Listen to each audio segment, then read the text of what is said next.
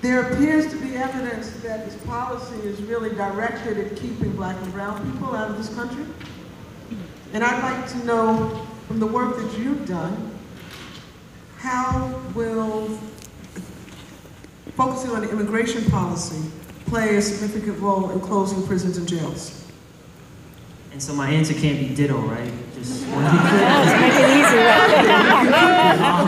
Then I'll move to no, go ahead. So I think that the way that immigration policy is discussed in this country, that it's done in a way where we've seen this song and we've seen this dance before, right? It goes back to this country's founding of always having a need to otherize someone, whether it's immigrants or Muslims or women or LGBTQ, HIV/AIDS, so on and so forth, all the way back to before the original slave ships came here to this country. And so we're just seeing another iteration of that. And so if we understand that, then as social justice advocates, as folks who are concerned about the dignity and humanity of other people, then we understand that when folks are taking a stand for an issue that may not have any impact on us, that the mere fact that they are standing up for justice against injustice relates to any fight, but particularly our fight to close jails and prisons.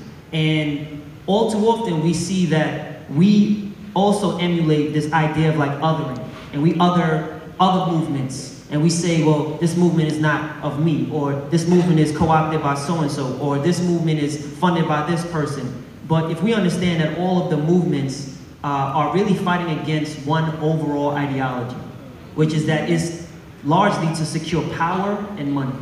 And whether that's through locking black and brown folks up, or starting a war in another country you don't got no business being in, or spreading false propaganda through media and music and so on and so forth, then we understand that all of it is related towards an overall goal, which is to continually represent the 99%, right? And that to remind folks that we are the 99%, that there is a small few who hold power, and it's largely because to some extent I would say it's because we allow them to, but I would say even more deviously troubling than that is because we have told ourselves that we can't change it. Yes. So therefore we shouldn't even fight, we shouldn't even begin. Because in the end, what does it mean? What does my vote mean? What does one vote mean? Or this person doesn't look like the person that I wanted in there, so I'm not gonna vote at all. And now we get the outcome of that.